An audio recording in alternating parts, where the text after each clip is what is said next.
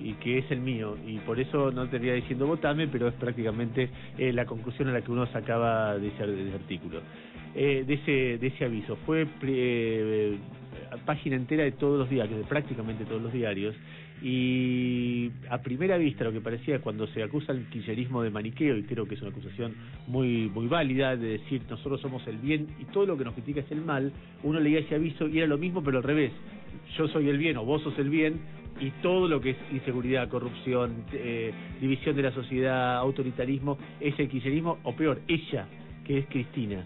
Francisco de Narváez ha tenido la gentileza de estar en línea. Francisco, ¿cómo te va? Ernesto Tenemont te saluda. Buen día, Ernesto, ¿cómo estás? A ver, bueno, vos escuchaste mi crítica. Yo veía como lo que se le acusa al kirchnerismo, pero al revés. ¿Es así, no es así? No es tan así. Respeto tu opinión, la escuché, no la comparto plenamente. Yo creo que el eje del artículo es que, o de la solicitada, es que tenemos que reconocer que hay dos Argentinas. Una es la que plantea el oficialismo a través de su señora presidenta, muchos de ellos funcionarios, en donde hay características que creo que le están haciendo mal a la Argentina, como negar la inflación o la inseguridad o la propia prepotencia que muchas veces la señora presidenta expresa a través de su mensaje. Creo que esto crea una enorme incertidumbre, no creo, es así, la incertidumbre de saber qué va a pasar dentro de un rato, ni siquiera dentro de 2 años, ahora.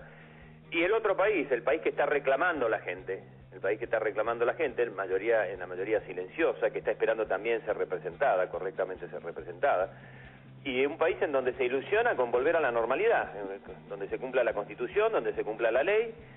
Y también hago ahí una crítica o una autocrítica a quienes estamos en el mundo de la política, cuando digo que la gente nos pide que seamos menos políticos y más personas. Esto es un verbatim exacto de una persona que me lo dijo hace un par de semanas en La Matanza, al fondo, en Virrey del Pino. Me dijo, ¿por qué no dejan de ser políticos y se arriman más a la gente y a los problemas de la gente? Entiendo tu posición, te agradezco que me permitas expresar la mía. Hola Francisco, ¿cómo le va? Alejandro Berkovich. ¿Qué tal, Alejandro? Buen día. Nuevamente, nos vemos anoche ahí en televisión, y me quedé justamente con una pregunta por hacerle. Usted decía, soy autocrítico de lo que construimos en 2009, como que fuimos malos ganadores. Este intento de aglutinar todo, digamos, de juntar lo que está enfrente del oficialismo sin quizás hacer tanta distinción programática, ¿no? Porque usted decía, voy a armar la fuerza que pueda, y esta solicitada también expresa esa necesidad. ¿No teme caer en el mismo error nuevamente este año? Primero he sido, y le agradezco que lo mencione, Alejandro, sí, soy autocrítico, hago mi propia crítica del 2009, fue un error que cometí después de la elección, por exceso de personalismo, por peleas inconducentes, y eso produjo una disolución en la gente. Yo hago mi autocrítica y de eso aprendí, me arrepiento. En cuanto a la defensa de ciertos valores que comparto y en los que creo, como la necesidad de cumplir con la Constitución y no de cambiarla, creo que ahí no es aglutinar y amontonar, creo que es que quienes pensamos en esto estemos todos en un frente común político, no estoy hablando de procesos electorales. Creo que estamos de acuerdo que hay una política inflacionaria que está ausente, o hay una política inflacionaria del gobierno que no, o antiinflacionaria del gobierno que no funciona, y los datos están sobre la mesa y usted los conoce bien. Creo que es obvio que negar la inseguridad o mencionar que es una consecuencia de la violencia que existen en los videojuegos, ese es un escapismo. No conocer la realidad que vivimos, por lo menos en la provincia de Buenos Aires, también creo que es un error.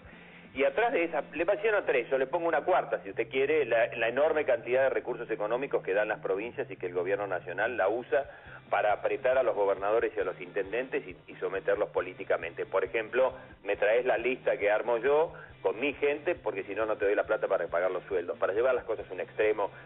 No siempre es así. Bueno, ahí tenés 4 puntos que creo que hay una coincidencia en una cantidad de dirigentes. Que eso después se cristalice, Alejandro, en una propuesta electoral todavía falta mucho. Lo que sí creo, y estoy convencido, es que si estamos coincidiendo en esos puntos, y si alguien quiere cambiar el orden o agregar unos o sacar otros, démonos el debate.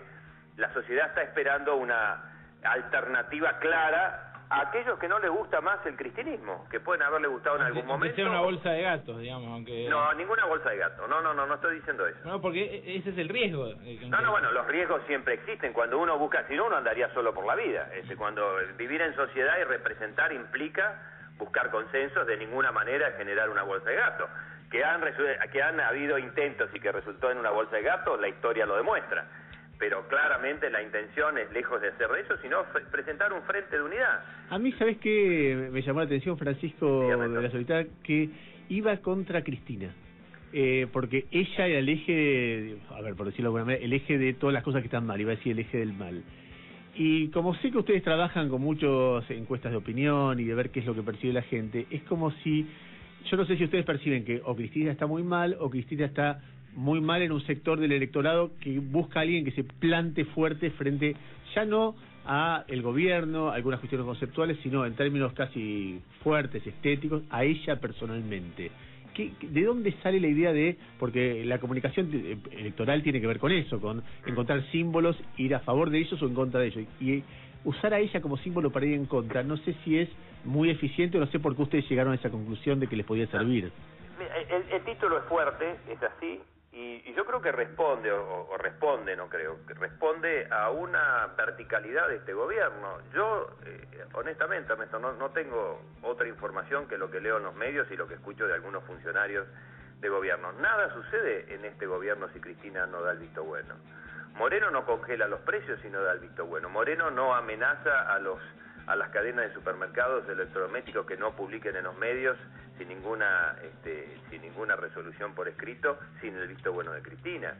Timerman no firma el tratado con Irán o quiere avanzar en un tratado con Irán que me parece sumamente contradictorio y muy peligroso para la Argentina si no está la señora presidenta. Creo que ayer el senador Pichetto, leí los medios, no me consta, dejó el micrófono abierto y en algún momento dice la señora presidenta, dice que apuremos.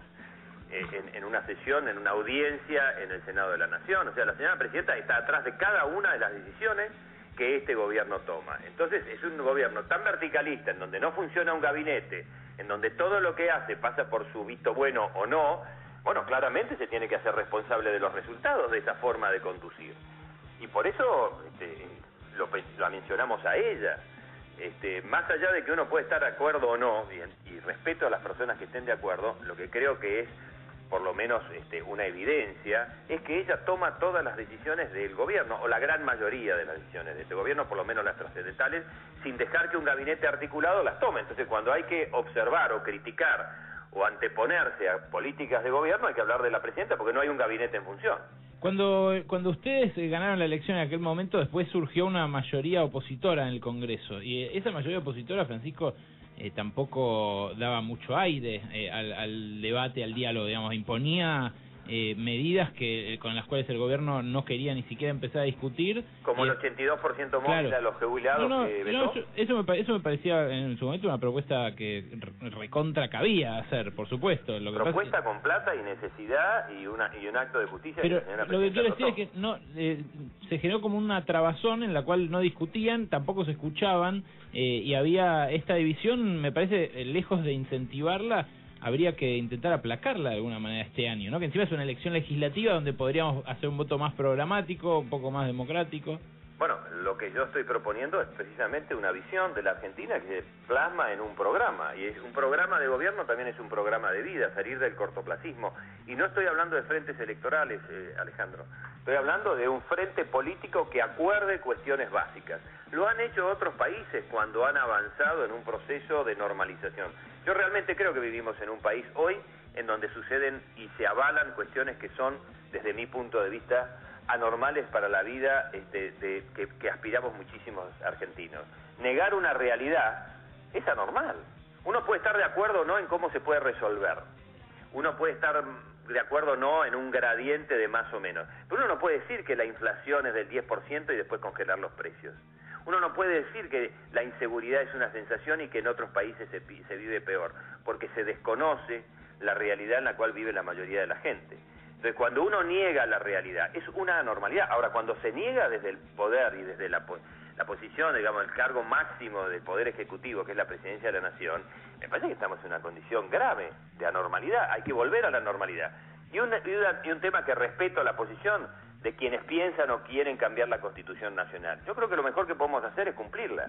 No veo por qué con esta Constitución no podemos tener baja inflación o seguridad, o respetarnos o darle cabida a las provincias en un federalismo que está garantizado por la Constitución. ¿Cuál es el intento de una modificación constitucional? ¿O acaso el 54% da derecho a ir por todo y por todos? Francisco, gracias, Que tengas buen día. Era Francisco Narváez, diputado de Unión Celeste y Blanca, explicando su ella o vos. Cristina es todo lo malo, vos sos todo lo bueno. Ese es el esquema que